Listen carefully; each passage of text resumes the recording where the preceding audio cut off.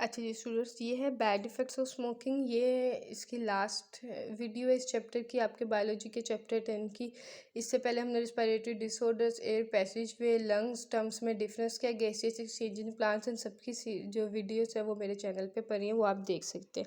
अब bad effects of smoking में आ जाते हैं। सिगरेट में 4000 डिफरेंट केमिकल्स हैं, उनमें 50 कार्सिनोजन है। कार्सिनोजन मतलब कैंसर कोजिंग होते हैं। सिगरेट सिर्फ लंग कैंसर नहीं, सर से पाँव तक, सर से पाँव की उंगली तक क्या करती है, सर से अंगूठे तक क्या करती है सिगरेट, ये आपको इफ़ेक्ट करती है। मतलब ये सिर्फ लंग कैंसर नहीं, cancer in kidney, oral cavity, मुंह का कैंसर, लेरिंग्स, वॉइस बॉक्स का कैंसर, ब्रेस्ट कैंसर, ब्लैडर का कैंसर, पेनक्रियास का कैंसर, गॉड फॉरबिडन ये सारे कैंसर्स कोज कर सकती है।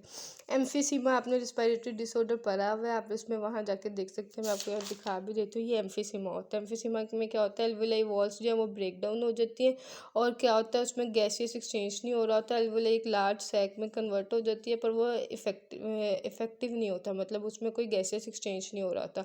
और लंग्स की शेप जो है वो चेंज हो जाती है, उसकी वजह से एयर इनसाइड ट्रैप कर जाती है, ट्रैप करने की वजह से एयर आउटसाइड मूव नहीं करती। और इसके डिफरेंट सिम्टम्स है, वेट लॉस वगैरह, सांस में दुश्वारी, ये सारी जो इसके सिम्टम्स हैं, ये होती है एम्फीसीमा। इसके अलावा आप ये वीडियो भी देख सकते हैं इसको समझने के लिए।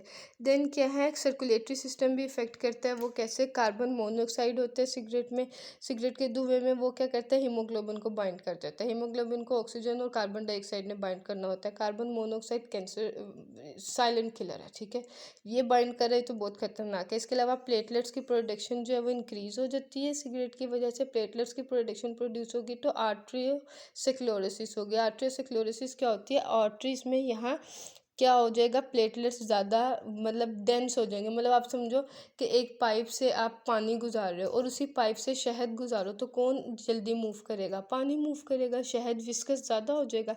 इसी तरह जब ब्लड में प्लेटलेट्स ज़्यादा हो जाएंगे तो वो विस्कस हो जाएगा, वो विस्कस ज़्यादा होगा तो वो क्या होगा, आर्टरीज में जगह जगह जमना शुरू हो जाएगा।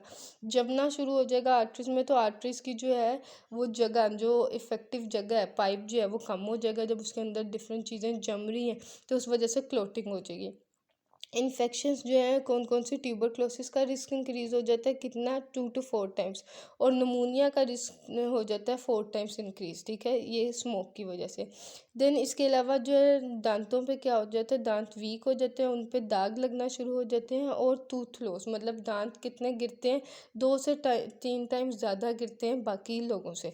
और इसके अलावा सोशल प्रेशर भी दे रहा है। जो लोग अक्लमंद हैं वो जो है वो इनको बुरा समझते हैं, और वो कुछ लोग जो हैं वो भी इतने मतलब हो चुके हैं, उन्हें अपने राइट्स का पता है कि वो कहते हैं कि भाई आप हमारे सामने या हमारी जगह पे बैठ के स्मोकिंग ना करें। अक्सर लोग इस चीज़ को इस तरह भी बुरा कहते हैं कि ये फैमिली वाली चीज़ नहीं है, फीमेल्स के साथ ना करें, सामने ना करें, तो वो सोशल प्रेशर भी होता है।